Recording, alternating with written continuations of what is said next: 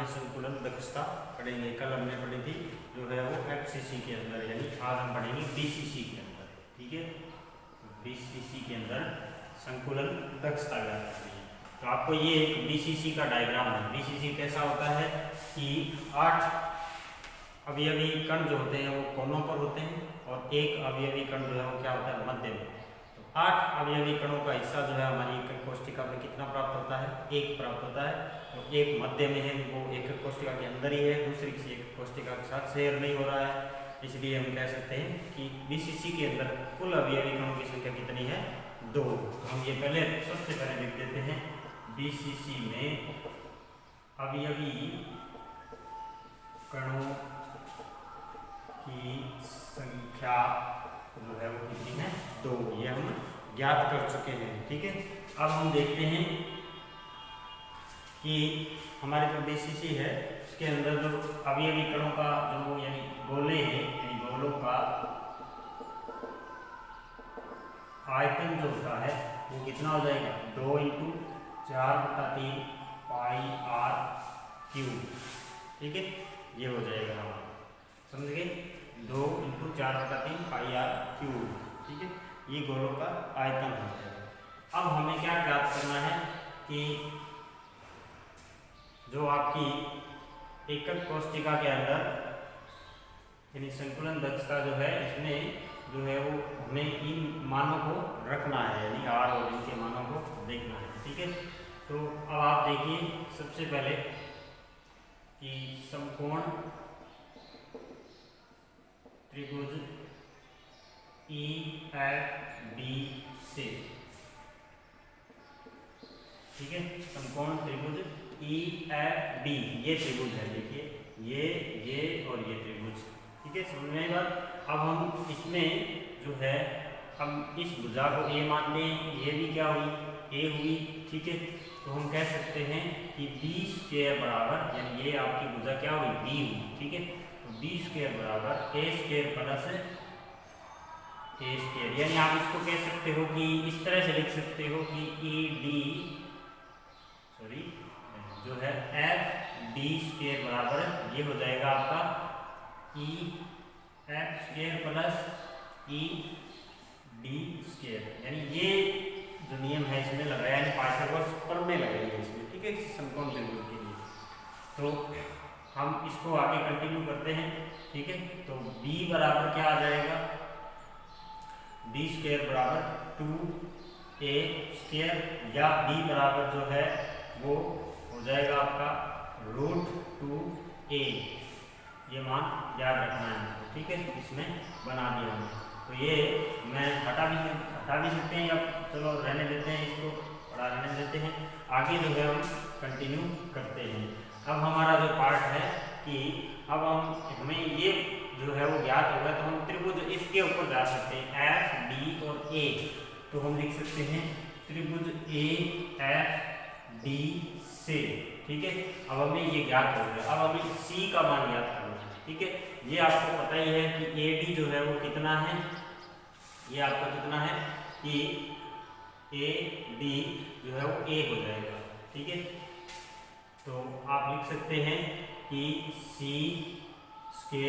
बराबर जो है वो B² + A²। ठीक है, तो B² का मान जो है वो कितना है, B का मान जो है वो √2A, ठीक है, का स्क्वायर + A²। ठीक है, तो √2 का स्क्वायर कितना हो जाता है, √2 का स्क्वायर 2, 2A² + A², यह है। ठीक है, 2A² + A², या C बराबर आ जाएगा, या 2 और 1 कितना हो गए, C² बराबर हो जाएगा 3A², या फिर कह सकते हैं कि √3A। ये हमारे पास मान है, इस मान को हम काम में लेंगे। ठीक है, इसको समीकरण 1 समीकरण 2 देते हैं। ठीक है, अब आप देखिए जो FA है, AF बराबर जो है, यानी हम इधर साइड में लिख देते हैं, AF बराबर क्या है, AF, या हम कह सकते हैं कि इसको C ठीक है, बराबर क्या है, ए एफ का मतलब क्या है, सी है, सी भुजा मान लीजिए। ए एफ बराबर क्या है आपका 4r। देखिए एक आर इस गोले का त्रिज्या, दूसरा आर इस गोले का त्रिज्या, तीसरा आर इस गोले की त्रिज्या और चौथा आर इस गोले की त्रिज्या। ठीक है, इसलिए क्या हो जाएगा 4r। तो आप लिख सकते हो कि 4 यानी r बराबर, अब हमने देखा था c का मान कितना है, इस c का मान कितना है √3a। तो हम लिख सकते हैं कि c की जगह √3a लिख दिया और बराबर में क्या आ जाएगा 4r। ठीक है, समीकरण 3 लिख दिया हमने। ठीक है, अब हम देखते हैं कि समीकरण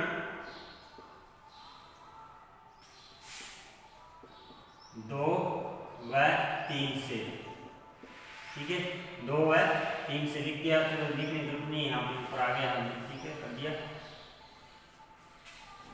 ये हो गया। ठीक है, √3a बराबर। अब हम इसको थोड़ा आगे और हल कर देते हैं, क्या कि a बराबर ये लिख देते हैं 4r/√3। ठीक है, a बराबर 4r/4। समीकरण नंबर कितने आ गए 4। अब हम जो है जो अपना कुल एकक कोष्ठिका का जो आयतन है, यानी हम लिख सकते हैं एकक कोष्ठिका का कुल आयतन। ठीक है, पूरी एकक कोष्ठिका का आयतन, दो गोलों का आयतन हमने लिख रखा है। कुल आयतन कितना होता है, a³ होता है ना।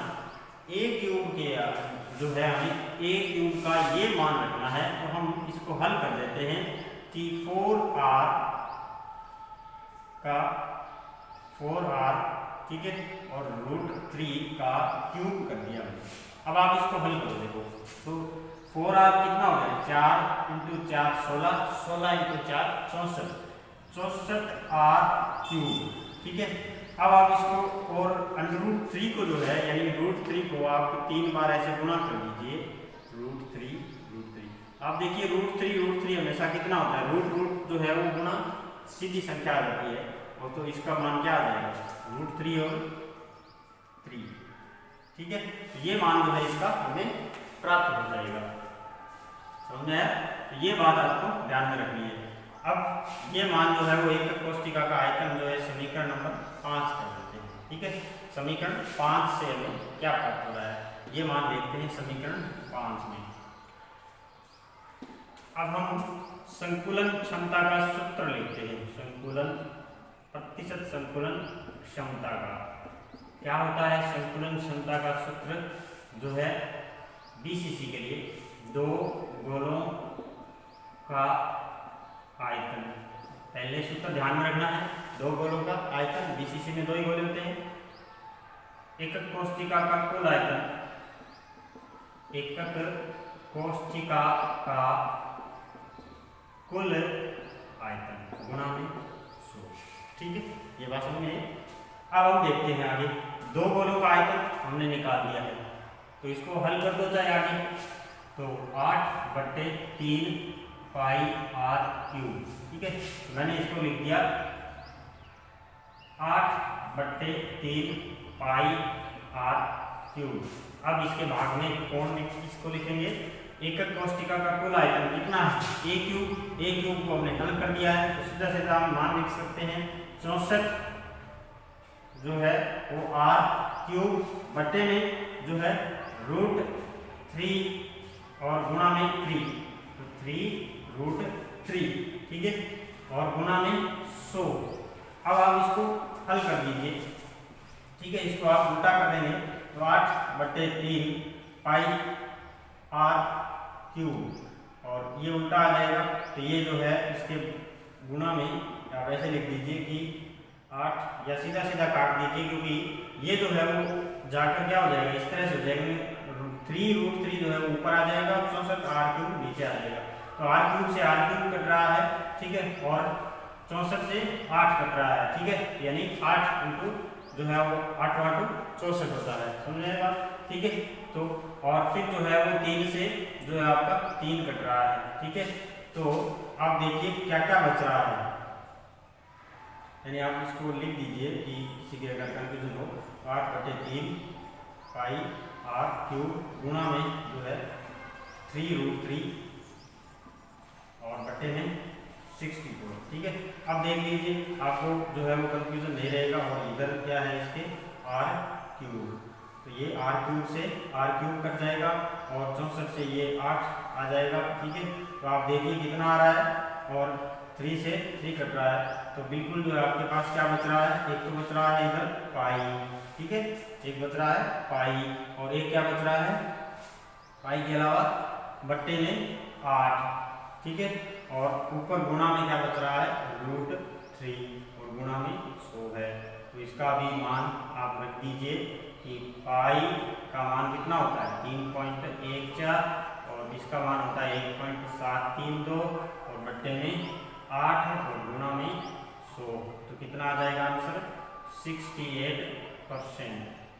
ठीक है, तो आप कह सकते हैं कि यहाँ पे BCC की संकुलन क्षमता जो है वो 68% होती है। ठीक है, ये हो गया आपका BCC की संकुलन क्षमता। इसको ध्यान से देखना है। सबसे पहले समकोण त्रिभुज पे आना है, फिर इस त्रिभुज से यानी पहले इसका मान निकाल के इससे जाना है और फिर जो है हमें इसको दोनों को यानी दोनों जो मान निकले हैं इनको बराबर करना है, किसके बराबर 4r के बराबर। और फिर एकक कोष्ठिका का कुल आयतन जो है a क्यूब होता है उसको निकालना है और फिर संकुलन क्षमता के फॉर्मूले में सभी मान रखने हैं, तो ये आ जाएगी 68%। अब हम पढ़ते हैं सरल घनीय जालक की संकुलन दक्षता।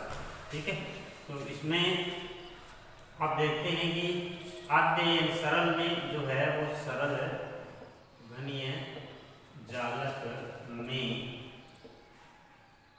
अवयवी कण, सरल घनीय जालक में अवयवी कण कितने होते हैं अवयवी कण 1। ठीक है, कितना होता है 1। कैसे निकालते हैं 1/8 ठीक है, बराबर कितना आ जाता है 1 आ जाता है। याद रखेंगे, ये याद है हमने पढ़ा है। ठीक है, आप जानते ही हैं कि किनारों की लंबाई कितनी होती है 1, तो a जो है वो किसके बराबर है 2r के बराबर। ठीक है, तो आप देख सकते हो कि a बराबर क्या है 2r। समझ रहे हैं, a बराबर 2r। देखो ये r दो गोले हैं, इसमें आठों के आठों गोले जो है ना वो आपस में यानी जो पास पास के गोले हैं वो एक दूसरे को क्या करते हैं स्पर्श करते हैं। ठीक है, सभी गोले एक दूसरे को स्पर्श करते हैं, इसलिए उनकी जो त्रिज्याएं होंगी उनको हम जोड़ देंगे। ठीक है, तो क्या हो जाएगी ये 2r यानी एक r और दूसरी r, तो 2r हो जाएगी। ठीक है, अब हम लिख सकते हैं कि अवयवी कण 1 है तो सरल घनीय जालक में, सरल घनीय जालक में अवयवी कण का आयतन जो है वो कितना आ जाएगा 4/3 पाई r क्यूब, क्योंकि अवयवी कण कितना है 1 है, 1 का कितना हो जाएगा 4/3 पाई r क्यूब। ठीक है, संपूर्ण घनीय जालक का आयतन कितना होता है a क्यूब। ठीक है, a क्यूब a बराबर क्या पड़ा है 2r, तो 2r की क्यूब कितना आ जाएगा 8r क्यूब। समझ में आई बात। ठीक है, बस संकुलन दक्षता में लिखिए संकुलन दक्षता बराबर कितनी होती है एक गोले का आयतन। ये संकुलन दक्षता का फॉर्मूला थोड़ा सा हर बार में चेंज क्यों हो रहा है इसलिए क्योंकि अवयवी कण जो है यहाँ पर हमने अवयवी कणों की संख्या लिखी थी एक कोष्ठिका के अंदर। ठीक है, तो इसलिए इसके हिसाब से लिख रहे हैं एक गोले का आयतन और बटे में संपूर्ण एकक कोष्ठिका का आयतन का आयतन। समझाई बात, संपूर्ण एकक कोष्ठिका का आयतन गुणा में 100। ठीक है, अब देखिए एक गोले का आयतन कितना है 4/3 पाई आर क्यूब, तो रख दीजिए 4/3 पाई आर क्यूब। ठीक है, जो है पूरे जालक का आयतन कितना है 8 आर क्यूब। ठीक है, तो आप क्या क्या करेंगे, जो है कैंसिल आउट कर देंगे। तो देखिए आर से आर क्यूब कट रहा है, 4 से जो है वो कितना हो रहा है, ये आप देखिए इसके बटा में 1 रखेंगे, ये 1 ऊपर जाएगा, यानी आप इसको इस तरह से हल कर सकते हैं सिंपली कि मान लीजिए किसी के बट्टा में हल करने की प्रॉब्लम हो। ठीक है, तो गुणा में 1/8 आर क्यूब। ठीक है, तो किससे क्या कट रहा है आपको स्पष्ट नजर आ जाएगा, ये कट रहा है। ठीक है, और बच क्या रहा है वो भी समझ में आ जाएगा कि ये कट रहा है। ठीक है, ये कितना हो गया पाई/6। ठीक है, गुणा में यहाँ पे गुणा में 100 था ना। ठीक है, गुणा में 100 था, आर क्यूब से आर क्यूब कट ही गया, बचा 1 पाई। ठीक है, हो गई 3 और 2 कितने हो गए 6, और पाई/6 गुणा में 100। ठीक है, तो आप जो है लगभग 314 के अंदर किसका भाग दे दीजिए, 6 का भाग दे दीजिए। ठीक है, तो कितना आ जाएगा, 314 में भाग दे देंगे 6 का, तो कितना आ जाएगा 52.4%। ठीक है, ये आपका जो है वो क्या हो गया, सरल घनीय एकक कोष्ठिका का जो आयतन है वो आपको प्राप्त हो जाएगा। ठीक है, यानी एकक कोष्ठिका की संतुलन दक्षता जो है वो भी इससे प्राप्त हो गई है। अब आप इसको जो है इसको हटा सकते हैं, कोई दिक्कत नहीं है। ठीक है, इतना आपको क्या करना है, याद रखना है। ठीक है, ये हो गया आपका सरल घनीय एकक कोष्ठिका का आयतन। अब आपका है एकक कोष्ठिका का घनत्व। ठीक है, तो हम देखते हैं कि माना जो घन का किनारा है उसको हम क्या मानते हैं, ए, यानी अभी हमने पीछे पढ़ा एकक कोष्ठिका में उपस्थित एक परमाणु का द्रव्यमान जो है उसको मान लिया हमने जड़। एक परमाणु का द्रव्यमान कितना है, जड़।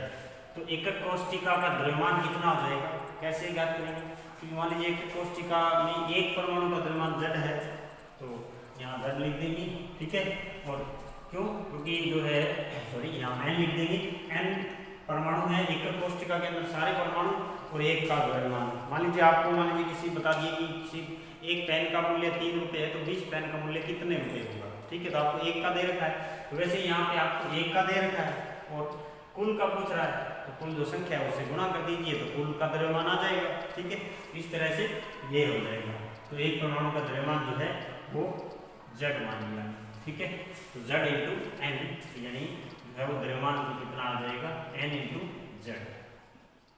समझ आएगा। ठीक है, अब हम एक कोष्ठिका में उपस्थित एक परमाणु का द्रव्यमान जो है वो कितना कैसे ज्ञात करते हैं, यानी जो है आप जड़ किस तरह से ज्ञात करते हैं। जो एक परमाणु का द्रव्यमान है वो होता है m/, जो है जो मोलर द्रव्यमान है उसमें Na का भाग दे देंगे, अवोगाद्रो संख्या का भाग दे देंगे, यानी उससे क्या प्राप्त हो जाएगा, आपको एक परमाणु का द्रव्यमान प्राप्त हो जाएगा। ये एक परमाणु के द्रव्यमान ज्ञात करने का हमारा मोल अवधारणा का जो है चैप्टर में आता है, 11वीं क्लास के अंदर आता है। अगर नहीं याद है तो 11वीं क्लास की वीडियो देख लेना। ठीक है, उसमें बताया गया है। अब m जो है वो क्या हो जाएगा, m आपका क्या है, मोलर द्रव्यमान, और Na क्या है, अवोगाद्रो संख्या। कितनी होती है याद है, अवोगाद्रो संख्या कितनी होती है, 6.023 × 10⁻23। ठीक है, परमाणु पर मोल। ठीक है, यानी लिख सकते हो एटम पर मोल। ठीक है, ये हो जाएगा। तो इसके बाद हम आते हैं एकक कोष्ठिका का घनत्व। घनत्व का मतलब होता है द्रव्यमान बट्टे में आयतन। यहाँ पर एकक कोष्ठिका का द्रव्यमान, एकक कोष्ठिका का आयतन। हमने एकक कोष्ठिका का द्रव्यमान ज्ञात कर लिया, क्या है, n × z। ठीक है, z का भी मान ज्ञात कर लिया है, वो भी रखेंगे। ठीक है, और इसके बाद जो है एकक कोष्ठिका का आयतन। ठीक है, एकक कोष्ठिका का आयतन जो है वो कितना होता है, यानी आप पढ़े हो कितना होता है, A³ यहाँ लिख सकते हैं एकक कोशिका का आयतन पढ़ के आए ना अभी ए क्यूब, ठीक है। तो ये रख दिया हमने ए क्यूब। अब आप यानी घनत्व को किससे प्रदर्शित करते हैं, डी से, ठीक है। तो डी रख दिया, यानी डी बराबर क्या आ जाएगा। अब आप इस जेड का मान भी रख दीजिए एन इंटू, ठीक है, एन इंटू जो है जेड का मान कितना है, एम बट्टे में एन ए, तो एम बट्टे में जो है वो एन ए, ठीक है, और गुणा में ए क्यूब। ये जो है आपका क्या आ जाएगा, एकक कोशिका का घनत्व आ जाएगा, ठीक है। इस तरह से इस फॉर्मूले को याद रखना है, ठीक है। अब हम जो है नया टॉपिक स्टार्ट करते हैं। इसमें ठोसों में एफ बोलते हैं, डिफेक्ट्स इन सॉलिड्स, ठीक है। यानी डिफेक्ट मतलब त्रुटियां, कमियां सॉलिड्स में जब बनते हैं तो उस दौरान जो है जैसा हम सोचते हैं कि वैसे के वैसे ये जो अवयवी कण है वो नियमित रूप से जो है वो एक यानी जो जालक में होते हैं उपस्थित होते हैं, ऐसा नहीं होता है, क्योंकि इनमें कुछ न कुछ अनियमितताएं इनके बनने के दौरान या ताप में परिवर्तन के दौरान या किसी अन्य कारक से जो है वो प्रभावित हो जाती है। इसलिए एकदम पूर्ण आदर्श क्रिस्टल प्राप्त करना संभव नहीं है, ठीक है। तो आदर्श क्रिस्टल जो है वो क्या होता है, आदर्श क्रिस्टल क्या होता है, आदर्श क्रिस्टल यानी आइडियल जो क्रिस्टल है वो क्या होता है। तो आदर्श क्रिस्टल की अगर बात करें वो जो है वो जिसमें जो जितने भी अवयवी कण हैं वो एक नियमित व्यवस्था में हो, ठीक है, यानी सदैव क्या हो, एक नियमित व्यवस्था में हो, यानी उनकी व्यवस्था हमेशा क्या है, यानी एकदम क्या रहे, नियमित बनी रहे, यानी वो अपने एक नियमित स्थान पर अवयवी कण क्या हो, उपस्थित हो, उसको हम क्या कहते हैं, आदर्श क्रिस्टल, ठीक है। तो ऐसा क्रिस्टल कब बनाया जा सकता है, क्या हम सामान्य ताप पर भी आदर्श क्रिस्टल को देख सकते हैं, बिल्कुल नहीं देख सकते। सामान्य ताप पर कोई भी आदर्श क्रिस्टल जो है वो नहीं पाया जाता। तो हम कह सकते हैं कि सामान्य ताप पर आदर्श क्रिस्टल नहीं बनता है, नहीं बनता है, सामान्य ताप पर आदर्श क्रिस्टल नहीं बनता है। तो कब बनता है आदर्श क्रिस्टल, किस ताप पर बनता है, ऐसे ताप पर बनता है कि जिसको हम बोलते हैं परम शून्य ताप, यानी परम शून्य ताप मतलब 0 केल्विन, ठीक है, ओके नहीं, 0 केल्विन है, ध्यान रखना, दिस इज 0 और ये है केल्विन, टेम्परेचर का पैमाना, ठीक है। तो परम शून्य ताप पर जो है वो क्या हो सकते हैं, आदर्श क्रिस्टल बन सकते हैं, ठीक है। अब ये परम शून्य ताप तक हम पहुंच पाए हैं क्या, आज तक नहीं पहुंच पाए हैं, नहीं, परम शून्य ताप तक पहुंचना संभव ही नहीं है। तो कह सकते हैं कि आदर्श क्रिस्टल बनाना भी संभव नहीं है, ठीक है। तो हम डायरेक्ट लिख सकते हैं कि आदर्श क्रिस्टल बनाना संभव नहीं है, ठीक है, संभव नहीं है। ये क्या है, कोरी कल्पना, ठीक है। तो इस कल्पना पर जो है हम मान सकते हैं, क्योंकि 0 केल्विन का मतलब क्या होता है, -273 डिग्री सेल्सियस, ठीक है, यानी 273 बराबर क्या होता है, 0 डिग्री सेल्सियस, ठीक है। 274 बराबर 1 डिग्री सेल्सियस, 275 बराबर 2 डिग्री सेल्सियस। इस तरह से जोड़ते हैं केल्विन और सेल्सियस को, ठीक है, पैमाना चेंज करते हैं।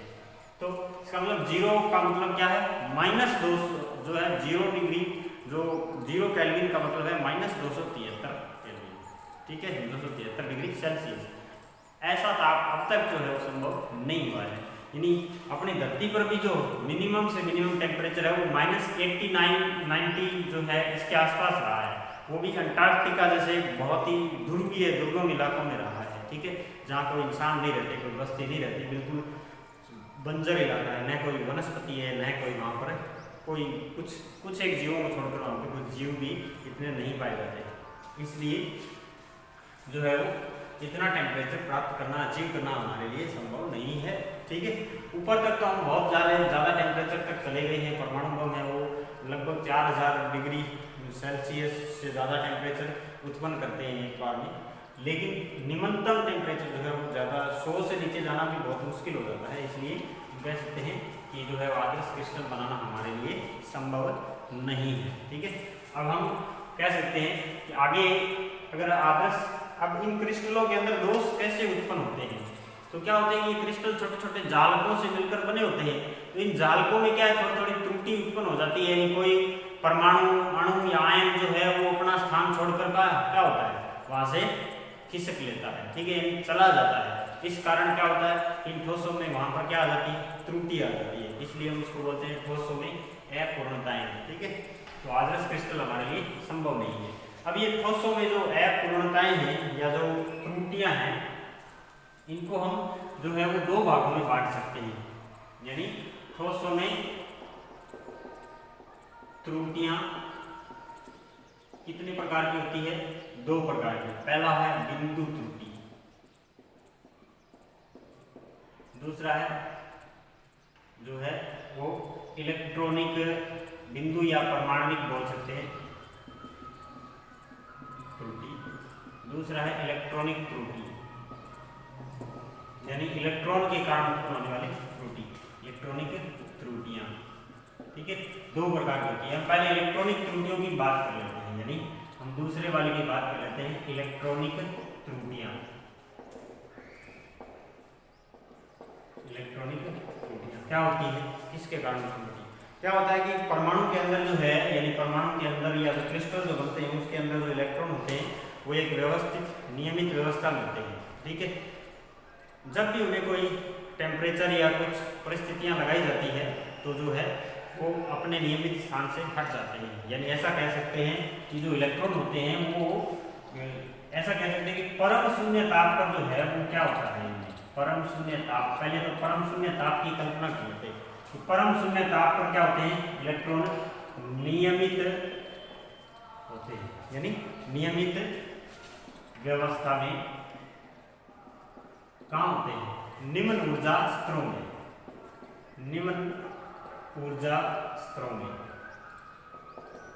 बोर मॉडल में आपने पढ़ा होगा ऊर्जा स्तर, निम्न ऊर्जा स्तर, ठीक है, उच्च ऊर्जा स्तर, इस तरह से। तो निम्न ऊर्जा स्तरों में होते हैं कहाँ पर, परम शून्य ताप पर। वहां से ये हिलते नहीं, इसलिए परम शून्य ताप पर जो है कोई त्रुटि नहीं पाई जाती है, ठीक है। अब आते हैं कुछ ताप देने के बाद, यानी सामान्य ताप पर जो है कुछ इलेक्ट्रॉन क्या हो जाते हैं, कुछ ऊर्जा में सामान्य या अधिक ताप पर, ऐसे कह सकते हैं अधिक ताप पर, अधिक ताप पर जो है कुछ इलेक्ट्रॉन उच्च ऊर्जा स्तरों में प्रमोट हो जाते हैं, उच्च ऊर्जा स्तरों में प्रोन्नत हो जाते हैं। प्रोन्नत मतलब प्रमोट, ठीक है, प्रमोशन हो जाता है, प्रमोट हो जाते हैं, समझे ये बात। यानी ज्यादा ताप दे दिया तो उससे क्या होगा, इलेक्ट्रॉन उच्च ऊर्जा स्तर में चले जाएंगे। कम ताप है, इलेक्ट्रॉन कहाँ रहेंगे, निम्न ऊर्जा स्तरों में, इसलिए स्थिर रहेंगे। और ज्यादा ताप पर क्या है, प्रोमोट हो जाएंगे, ठीक है। तो इससे क्या होगा, प्रोमोट होने से क्या होगा, इलेक्ट्रॉन जो है वो अपने स्थान से क्या हो जाएंगे, खिसक जाएंगे, अपने स्थान से क्या हो जाएंगे, हिल जाएंगे। हिल जाएंगे तो क्या होगा, इधर उधर गति करेंगे, भागेंगे, ठीक है, भागेंगे तो क्या होगा, उनमें जो है वो डिफेक्ट्स होगा, इलेक्ट्रॉन वहां से छोड़कर चले जाएंगे, ठीक है। यदि किसी परमाणु के रासायनिक बंध से इलेक्ट्रॉन चला जाता है तो क्या होगा, इलेक्ट्रॉन चला जाएगा तो क्या होगा, यानी किसी परमाणु के रासायनिक बंध से इलेक्ट्रॉन चला जाता है तो वहां एक छिद्र यानी होल बन जाता है। ये होल कैसा होता है, पॉजिटिव। इलेक्ट्रॉन कैसा होता है, नेगेटिव। नेगेटिव मतलब इसके ऊपर आवेश कौन सा होता है, नेगेटिव। और होल के ऊपर कौन सा आवेश आ जाता है, पॉजिटिव, क्योंकि वहां से इलेक्ट्रॉन छोड़कर चला गया है, वो क्या बन जाएगा, छिद्र। जब भी आप इसके यानी इस चीज के ऊपर क्या करेंगे, इसके ऊपर विद्युत का चालन करेंगे, यानी विद्युत विभव आरोपित करने से ये हॉल गति करते हैं। इलेक्ट्रॉन इनके विपरीत दिशा में गति करते हैं। इलेक्ट्रॉन क्या करते हैं, इनके विपरीत दिशा में क्या करते हैं, गति करने लग जाते हैं। ठीक है, तो इस तरह से ये क्या हुआ कि हॉल फॉर्मुलेशन में हॉल का निर्माण हुआ। कैसे हुआ कि आपने शुरुआत में देखा इलेक्ट्रॉन कहाँ थे, निम्न ऊर्जा स्तर में। ठीक है, यानी शून्य परम शून्य ताप, आदर्श क्रिस्टल वही होता है। ठीक है, इसके बाद जब हमने ताप दिया तो क्या होगा, कुछ इलेक्ट्रॉन जो है वो निम्न ऊर्जा स्तर से उठकर उच्च ऊर्जा स्तर में चले जाएंगे। उनके पास क्या आ जाएगी, एनर्जी आ जाएगी। मान लीजिए आपके पास पैसा नहीं है जेब में, तो आप कहीं नहीं जाओगे, लेकिन जब जेब में पैसे होंगे तो कोई कहीं जाएगा, कोई कहीं जाएगा, कोई घूमने जो है शिमला जाएगा, कोई गोवा जाएगा, कोई कहीं जाएगा घूमने, मुंबई जाएगा, इस तरह से घूमने जाएंगे। लेकिन जब पैसा नहीं होगा तो कहीं नहीं जाएंगे, अपने आस पास वाले गाँव में भी नहीं जा पाएंगे, पैसा अगर नहीं है। तो इसका मतलब यही है कि अगर इनके पास ऊर्जा नहीं है तो वो कहीं नहीं जाएंगे। ठीक है, अगर ऊर्जा आएगी तो वहाँ से प्रमोट होकर दूसरे ऊर्जा स्तर में जाएंगे, उच्च ऊर्जा स्तर में जाएंगे। या कई बार क्या हो जाता है कि परमाणु किसी रासायनिक बंध से जो इलेक्ट्रॉन चला जाता है वहाँ से, तो इससे क्या होगा कि वहाँ पर क्या बन जाएगा, एक होल बन जाएगा, छिद्र बन जाएगा। उस होल पर चार्ज कैसा होगा, पॉजिटिव होगा। और जैसे ही इसके ऊपर जो है विभव लगाई जाएगी, विद्युत धारा दी जाएगी, तो ये जो है इलेक्ट्रॉन इनके इलेक्ट्रॉनों के विपरीत दिशा में गमन करेंगे। ठीक है, तो इस तरह से इलेक्ट्रॉनों की जो प्रवाह जो है उसकी वजह से जो विद्युत धारा उत्पन्न होती है, तो उसके साथ साथ होल भी जो है वो होते हैं। ध्यान रखना, केवल इलेक्ट्रॉन नहीं होते, उसके साथ होल भी होते हैं जो विद्युत धारा का चालन करते हैं, जो एक दूसरे के विपरीत इलेक्ट्रोडों की तरफ जाते हैं। ये पॉजिटिव है तो नेगेटिव इलेक्ट्रोड यानी कैथोड की ओर जाएगा। ठीक है, ये नेगेटिव है तो ये पॉजिटिव इलेक्ट्रोड जो है एनोड की ओर जाएगा। इस तरह से आप जो है इसको देखोगे तो ये इलेक्ट्रॉनिक त्रुटियों की बात होगी अपनी। ठीक है, तो इसके बाद हम जो पढ़ेंगे वो बिंदु या परमाणु